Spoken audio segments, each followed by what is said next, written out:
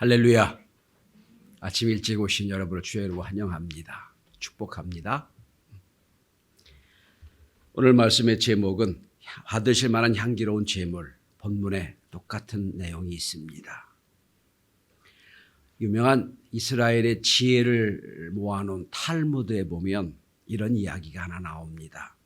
어떤 아버지가 병에 걸려 있다가 세상을 떠나게 됐습니다. 너무 일찍 세상을 떠나게 돼서 아들에게 유산을 남겨줘야 되겠는데 아들이 너무 어려요. 그래서 뭘 어떻게 남길 수가 없어요. 그래서 믿음직한 랍비를 모셔놓고 부탁을 합니다. 재산을 맡기고 이렇게 유산을 남겼다고 그럽니다. 내 아들이 거지가 되거든 그때 유산을 주십시오. 이 아들이 점점 컸습니다. 분명히 아버지 유산을 남겨놓았는데 거지가 돼야만 받을 수 있다는 조건이 붙어있는 유산입니다. 고민을 합니다. 진짜 아버지가 내가 못 살고 쫄딱 망해 거지가 돼야만 유산을 받을 수 있는 건가? 아니면 다른 뜻이 있을까? 늘 생각을 합니다. 그러는 중에 이 아이가 자라서 결혼을 합니다. 그리고 아이를 낳아요. 아이를 낳으면서 아이를 키우면서 자기 아이가 너무 사랑스러워요. 그래서 주고 또 주고 또 주고 주어도 아까운 게 없어요. 그러면서 아이를 키우면서 아이와 이제 장난을 합니다. 아이의 과자를 주고 아이가 과자를 손에 들고 있는 걸 보고 아버지가 또 이 아버지가 말합니다. 얘야, 나도 한 입 좀 줘라. 하나를 줘라. 그러니까 하나를 딱 주고 또 안 주는 거예요. 쫓아다니면서 달라고 그럽니다. 입을 벌리면서 나도 하나 달라. 입을 탁탁 벌리고 달라고 그럽니다. 그러니까 아들이 어느 때는 주고 어느 때는 안 주고 그걸 재밌어 하는 거예요. 어느 날도 아들에게 과자를 주고 아들이 주는 과자를 먹으려고 입을 벌리고 가면서 깨달은 게 하나 있어요. 이게 거지구나. 깨달았습니다. 그리고 랍비에게 가서 말했습니다. 선생님, 제가 거지란 뜻이 뭔 줄 알았습니다. 뭐니? 물었더니 주어도 부족함이 없고 행복하게 느끼는 것도 또 그리고 내가 다 준 거지만 받으려고 하는 마음. 주는 기쁨, 받는 기쁨. 이게 거지입니다. 맞다. 이제 내가 인생을 알았구나. 그리고 유산을 남겨주었다는 겁니다. 여기 인간됨이 있습니다. 인간의 지혜가 있습니다. 주는 기쁨도 있고 받는 기쁨도 있어요. 주고받으며 인생을 살아가는 것. 이게 지혜라는 겁니다. 오늘 본문은 사도 바울이 로마 감옥에 있을 때 쓴 편지입니다. 로마 감옥에서 자기는 참 힘들고 어렵게 있는 중에 빌립보 교회에게 편지를 쓴 게 빌립보서입니다. 그런데 그 내용은 다 기쁨으로 충만합니다. 그래서 빌립보서를 다른 말로 기쁨의 책이라고도 합니다. 삶의 현장은 너무 눅눅해요. 너무 힘들고 감옥입니다. 그러나 그의 마음은 기쁨으로 가득 차고 있어요. 특별히 오늘 본문의 빌립보 교회 성도들에게 이런 고백을 합니다. 받으실 만한 향기로운 제물이요. 그리고 하나님을 기쁘시게 한 것이다. 이렇게 표현합니다. 하여튼 무언지는 모르지만 사도 바울이 빌립보 교회를 향해 말합니다. 너희의 믿음의 행위가 하나님 받으실 만한 그런 향기로운 제물이고 하나님을 기쁘시게 하셨다. 여러분 사도 바울이 교회를 많이 개척했어요. 빌립보 교회뿐 아니라 에베소 교회, 서머나 교회, 데살로니가 교회, 교회를 많이 개척했어요. 골로새 교회도 있죠. 소아시아 7교회를 다 개척했습니다. 그런데 그 많은 교회 중에 이런 축복된 단어, 축복의 언어가 있는 곳은 빌립보 교회밖에 없어요. 받으실 만한 향기로운 제물이다. 하나님을 기쁘시게 한 것이다. 이렇게 표현하고 있습니다. 어떻게 하면 여러분과 저의 신앙이 우리의 신앙의 모든 행위가 하나님께서 보시기에 받으실 만한 향기로운 팀을 될 수 있을까요? 어떻게 우리가 신앙생활하면 그래 하나님을 기쁘시게 한 것이라고 인정받을 수 있을까요? 오늘 이 예배 참석한 저와 여러분도 하나님께서 그래 네 신앙의 행위는 내가 받을 만한 향기로운 제물이 됐다. 너의 신앙 행위가 나를 기쁘게 했구나. 칭찬과 명예를 얻는 우리 경신의 모든 교우가 될 수 있기를 주의 이름으로 축원합니다. 첫째로 오늘 빌립보 교회는 사도 바울의 복음의 여정에 함께 참여하였습니다.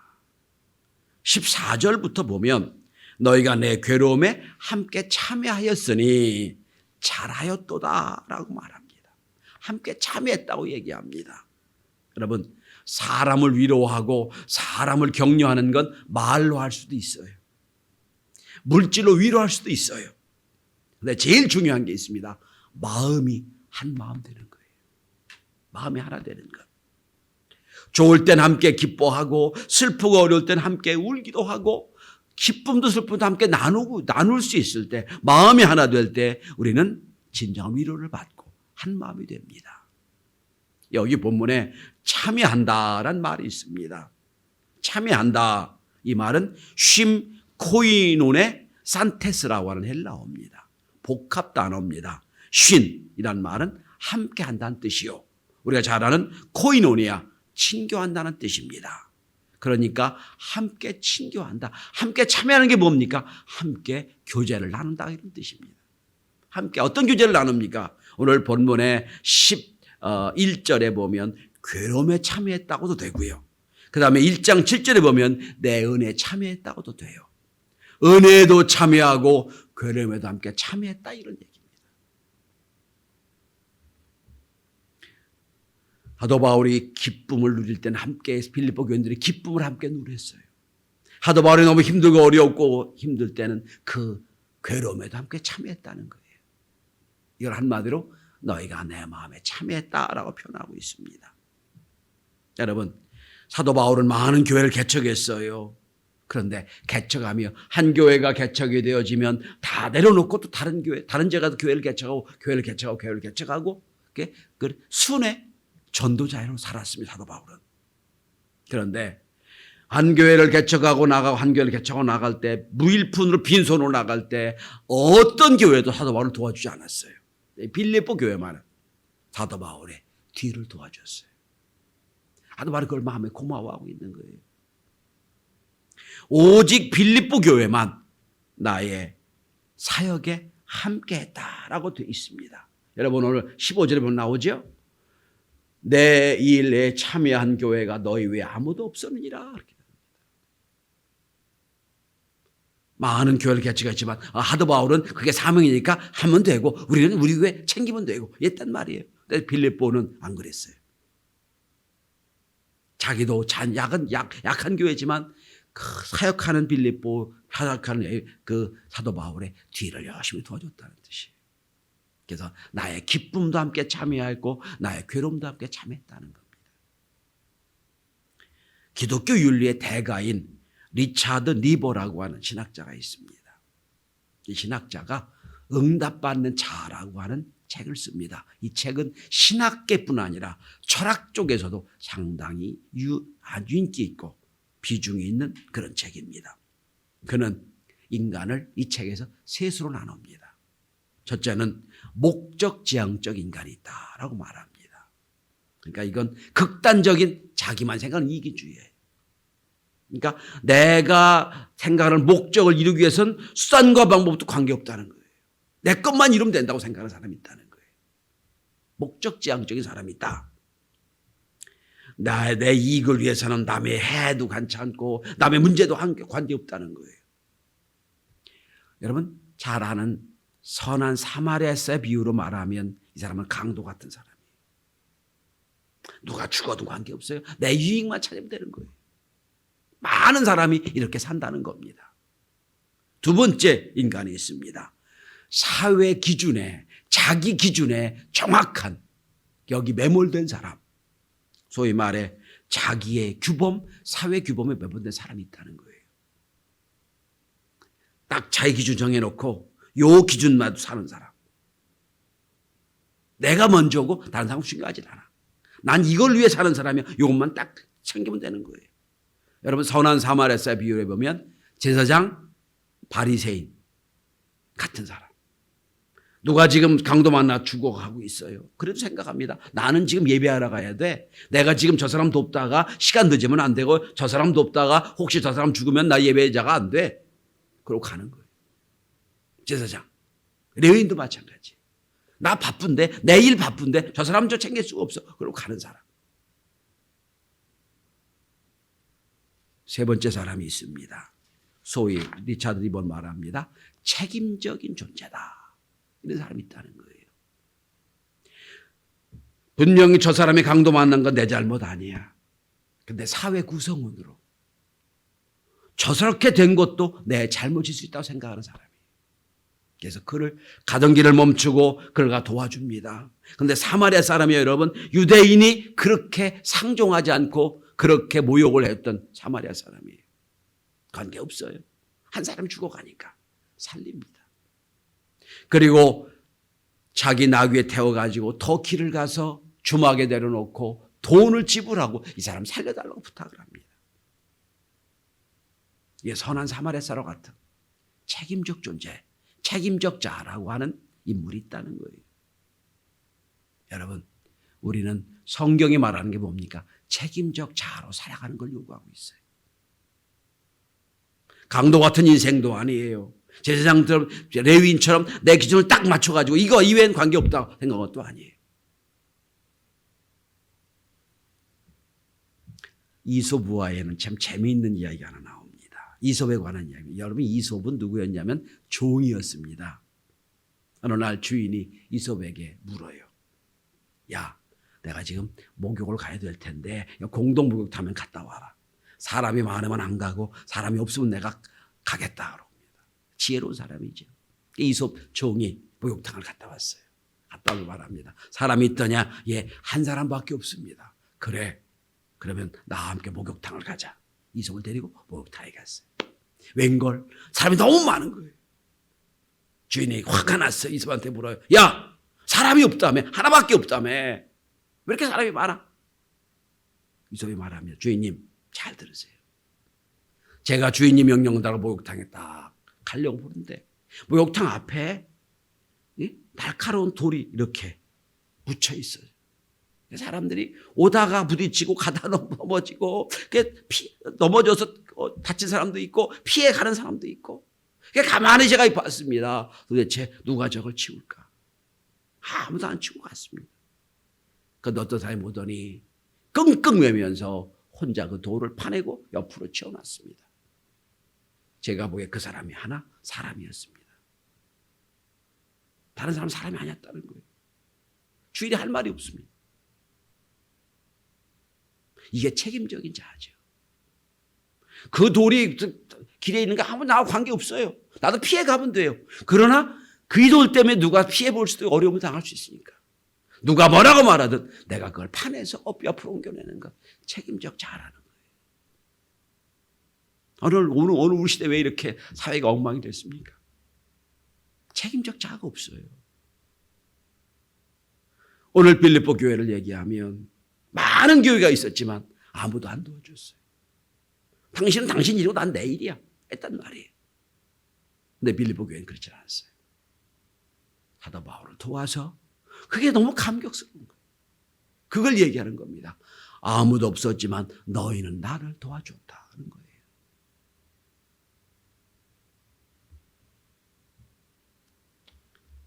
이 사회가 잘못된 거 우리 시스템 탓합니다. 사람 탓합니다. 맞아요. 저는 대통령 선거를 보면서 마음이 아픈 게 하나 있어요.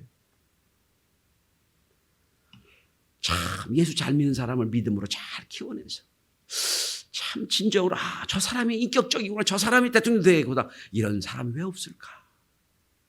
왜 그렇게 우리 사람을 못 키웠을까? 누가 나쁘게 좋다 이야기하기 전에 왜 그런 믿음의 사람이 없을까? 여러분 이런 생각을 하셔야 돼요. 두 번째로 오늘 사도 바울은 사도 바울이 빌립보 교회를 칭찬합니다. 섬기는 은혜가 있다고 칭찬하고 있습니다. 섬기는 은혜가 있었다. 첫째는 마음이 하나가 돼 있고 참여했고, 두 번째는 섬기는 은혜가 있었다는 거예요. 여러분, 사도 바울이 로마 감옥에 갇혀 있어요. 이 얘기를 빌립보 교회가 듣습니다. 이 교회를 개척하고 여러 교회를 개척했던 저 믿음의 사람 사도 바울이 로마 감옥에 갇혀 있다. 사도 바울은 여러분 로마가 끝나니 로마에서 이제 그때는 지구 마지막으로 여겼던 스페인까지 가려고 계획을 세우고 갔던 거예요. 그 길이 로마입니다. 그래서 빌립보 교회는 사도 바울을 돕기 위하여 에바브로디도라고 하는 분을 로마에 파송합니다. 에바브로디도가 나와요. 그래서 여러분 18절에 에바브로디도가 나오죠. 에바브로디도를 보내서 로마 감옥에 있는 사도 바울을 도우려고 보낸 거예요. 가서 그 감옥에 어려움을 당하는 분에 가서 사식도 넣어주고 위로도 해주고 라고 보낸 거예요. 그래서 에바브로디도가 로마에 왔어요. 그런데 에바브로디도가 어떤 일인지 몰라요. 풍토병에 걸렸는지 긴 여행에 피곤했는지 몰라도 오자마자 병이 들었어요. 병든 정도가 아니라 거의 병들어 죽게 됐어요. 여러분 본문의 1절 2장을 한번 넘어가 보실래요? 2장 에바브로디도의 얘기를 여러분 25절부터 그 다음에 29절까지가 에바브로디도에 관한 얘기를 하고 있어요. 앞에 27절 제가 읽습니다. 그가 병들어 죽게 되었으나 하나님이 그를 긍휼히 여기셨고 그뿐 아니라 나를 긍휼히 여기사 내 근심을 면하게 하셨느니라. 에바브로디도가 사도 바울을 돕기는커녕 사도 바울이 짐이 된 거예요. 죽게 됐어요. 자, 이 상황에서 여러분 사도 바울이 얼마나 기도했겠어요. 하나님, 나를 도우려고 빌립보 교회가 보낸 저 사람이 여기서 죽으면 생명은 하나님께 있지만 빌립보 교회가 얼마나 실망하겠습니까? 살려주십시오. 빌립보 교회는 또 기도할 거예요. 하나님, 우리가 사도 바울을 도우려고 저를 보냈는데 저가 거기서 세상을 떠나면 사도 바울이 얼마나 민망하겠습니까? 얼마나 죄송스럽겠습니까? 살려주십시오. 에바브로디도 입장에서는 하나님, 나 사도 바울을 도우려고 나를 보냈는데 여기서 하나님 나 데려가시면 나 빌립보 교회도 민망하고 하나님 사도 바울이 민망하고 어떻게 하면 좋겠습니까? 3명이 기도했어요. 빌립보 교회도 기도하고 사도 바울도 기도하고 에바브로디도 보내도 기도했어요. 그런데 특징이 하나 있어요. 아무도 3분 다 자기를 위해 기도하지 않았다는 거예요. 누굴 위해 기도했습니까? 상대방을 위해 기도했겠지요. 사도 바울도 에바브로디도를 위해 기도했고 빌립보 교회를 위해 기도했고 빌립보 교회도 사도 바울과 그죠? 에바브로디도를 놓고 기도했고 에바브로디도는 본인뿐 아니라 다 이 자기를 보낸 빌립보 교회나 사도 바울을 위해서 얼마나 기도했겠어요. 하나님이 27절에 있는 대로 그를 살려주었어요. 근심 위에 근심이 있을 뻔했지만 살려주었어요. 그래서 이제 건강해진 에바브로디도를 다시 빌립보 교회에 보내는 거예요. 보내면서 편지 쓴 게 빌립보서예요.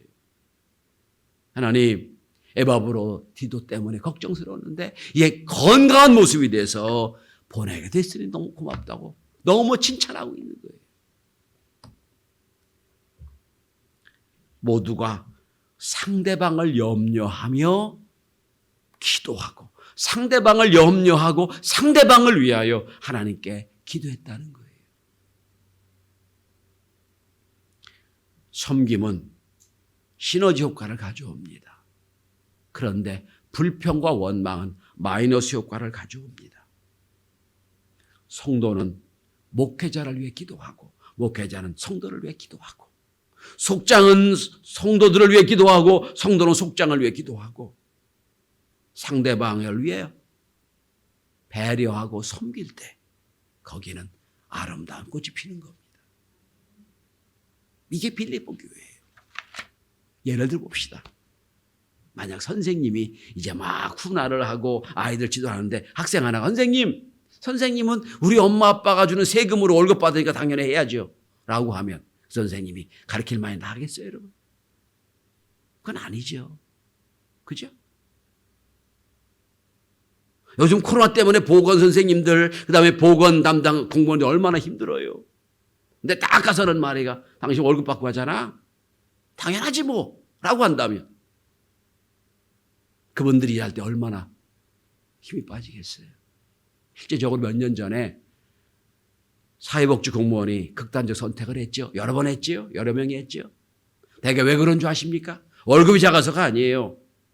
와서 그러더랍니다. 너는 막 월급 받고 하니까 당연히 이런 거 해야지 뭐. 얼마나 여러분 자괴감이 들었겠어요. 구급 공무원이 월급이 얼마나 많겠어요. 그죠? 빤하죠. 좋은 대학을 나와가지고 내가 이대도 받으려고 이거 했나 그러고 잘못되는 거예요. 섬기는 마음이 없는 거예요.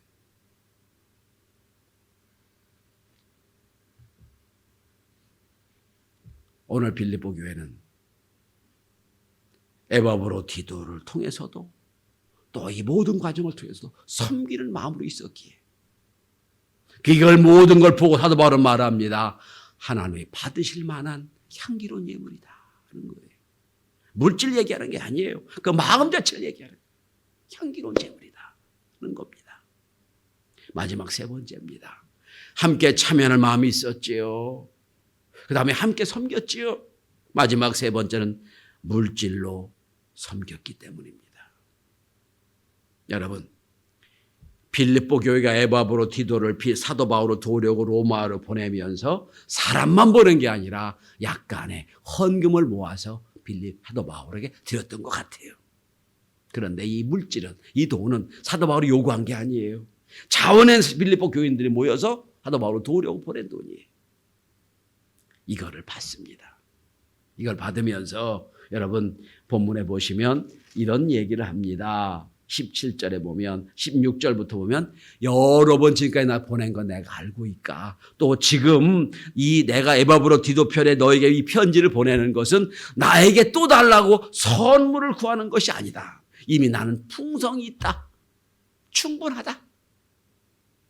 여러분 이 대목 이 흐름에서 어느 11절에 나오는 거예요. 여러분 우리 한국교회가 문제가 뭐냐면 11절만 딱 떼어가지고 이걸 다르게 왜곡하고 있어요. 그런 본문이 아니에요. 11절 한번 보실래요? 13절 참 13절 능력 주신 자에서 내가 모든 걸 할 수 있나 이걸 갖고 그냥 긍정적인 얘기를 하는 거예요. 오늘 그게 얘기하는 게 아니에요. 본문에는 로마의 감옥에 갇혀서 참 어려운데 내가 궁핍에도 피할 줄도 알고 내가 부에도 취할 줄도 알다. 하나님 은혜 주신 대로 산다는 그런 뜻이에요. 이게 왜곡된 대표적인 예입니다. 어쨌든 지금 사도 바울이 고맙다고 너희가 준 예물을 갖고 내가 풍성히 쓴다고 보내면서 하는 말씀입니다. 내가 지금 풍성이 있다. 그러면서 말하는 겁니다. 너희가 준 이 모든 예물이 하나님을 기쁘시게 할 만한 풍성한 향기로운 제물이다 라고 표현하는 거예요. 많은 걸 들여서 향기로운 제물이라고 하는 게 아니에요. 그러니까 마음은 더 풍성하다 라고 표현하고 있는 겁니다. 그래서 여러분 계속해서 여러분 17절에 풍성한 열매 18절에 내가 풍족하니 향기로운 제물이다 라는 표현을 계속 쓰고 있는 거예요. 많아서가 아니에요. 마음 자체를 기쁘게 받았다는 뜻입니다. 하나님 일하려면 소위 3M이 필요합니다. M자 3개. Man, 사람이 필요하고요. 그 다음에 money, 돈이 필요하고요. 세 번째는 미션이 있어야 돼요. 사명을 잇는 사람이 사명을 감당하려면 물질도 필요하다는 뜻입니다. Man, money, mission 이 3M이 있어야 하나님의 일을 감당할 수 있습니다. 여러분, 여러분의 인생에서 한 번이라도 내가 최선을 다하여 하나님께 예물 드려서 주님을 기쁘시겠다 라고 스스로 칭찬할 수 있는 순간이 있으셨나요? 내가 이건 내가 힘써서 일을 했다. 내가 보기에도 하나님이 기쁘시게 하는 예물이 됐다 라고 칭찬하고 인정받을 수 있는 예물이 있었을까요? 요즘 젊은이들 가운데 아주 인기가 있는 김승호, CEO 김승호라는 분이 계십니다. 한인 기업 중에 최초로 글로벌 외식 그룹 스노폭스 그룹의 회장입니다. 본인 스스로 말합니다. 한인 중에 최상위급 부자 중에 하나일 것이다 라고 또 인정을 다 합니다. 그렇게. 김승호 CEO인데 이분이 요새 유튜버에 나온 영상도 인기 있고요. 그 다음에 EBS에서 이분은 많이 특강을 여러 번 진행을 했던 그분입니다. 이분이 특강을 모아서 책을 냈어요. 돈의 속성이라는 책입니다. 저는 경영 공부도 했지만 제가 주 관심사는 이 젊은이들에게 어떻게 하면 돈을 합리적으로 모으는 방법, 어떻게 하면 돈을 잘 쓰는 방법을 가르쳐 줄까? 그게 제 앞으로 있을 마지막 사명이라고 생각하는 사람이에요. 제 방에는 그런 책들이 많아요. 근데 제가 이 책을 읽으면서 깜짝 놀라게 하는 제목이 하나 있어요. 돈의 특성을 5가지로 얘기하는데 돈의 특성을 잘 알아야 돈을 모을 수 있다고 얘기합니다. 특성을 다 말씀드리지 않겠지만 딱 첫 번째 나오는 게 뭔지 아세요? 돈은 인격체다. 이거 인정해라 라고 시작을 합니다. 깜짝 놀랐어요. 아니 무슨 돈은 수단이지 무슨 인격이야? 근데 읽어보니까 이해가 되더라고요. 여러분 회사가 개인 회사가 있고 법인 회사가 있죠.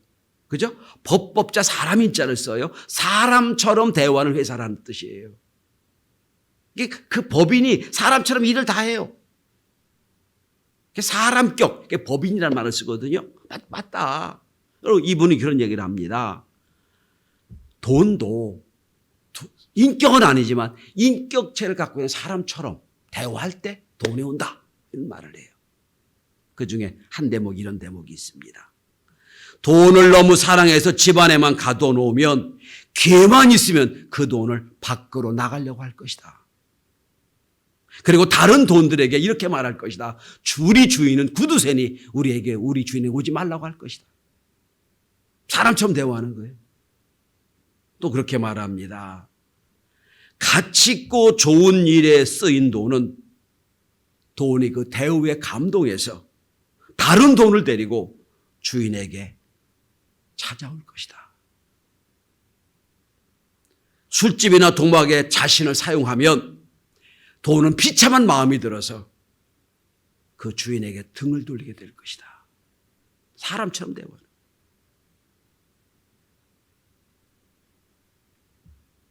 여러분 오늘 김승호 회장의 말을 오늘 사도 바울의 표현하면 이렇게 표현한 겁니다. 너희들이 보내준 이 예물은 하나님을 기쁘시게 한 것이다 라고 표현하는 거예요. 돈도 인격체로 얘기하는 거죠. 이제 사도 바울은 이렇게 마음이 함께 참여했고 섬기는 일을 감당했고 이제 하나님 앞에 물질로 예물 드린 이 빌립보 교회를 향하여 이렇게 축복합니다. 여러분 오늘 본문의 19절부터 19절 한번 보시기 바랍니다. 마지막 선언이죠. 나의 하나님이 그리스도 예수 안에서 영광 가운데 그 풍성한 대로 너희 모든 쓸 것을 채우시리라. 쓸 것을 채우시리라. 이 말은 프로레세이란 단어입니다. 이건 풍성하게 채워주신다는 뜻이에요. 풍성하게 채워주신다. 하나님을 기쁘시게 한 예물은 하나님은 절대로 손해나지 않게 하실 겁니다. 풍성하게 채워주실 것이다 라고 선언합니다. 그리고 풍성한 대로라는 표현이 나옵니다. 이 풍성한 대로 영어 성경에는 가스리치라고 되어 있습니다. 신의 부유한 대로 이런 뜻입니다. 자, 근데 여러분 하나님이 손이 커요? 사람의 손이 커요? 하나님의 손이 크죠? 너희는 작은 예물을 나한테 드렸지만 하나님이 큰 손으로 풍성한 대로 채우시리라. 그런 약속이에요. 저는 목회를 하면서 이 경험을 참 많이 하고 있어요. 참 많이 합니다. 30년 전에 이 교회를 세우면서 여기까지 오는 동안 날마다 풍성한 은혜를 경험했어요. 저도 여러분도 이런 풍성한 은혜를 그리고 풍성한 예물을 주 앞에 드려 하나님을 기쁘시게 한 것으로 인정받는 복된 역사가 있게 되길 바랍니다. 그래서 20절에 이렇게 선언합니다. 이게 축복 선언이죠. 하나님 곧 우리 아버지께서 세계 무궁하도록 영광을 돌릴지어다. 아멘.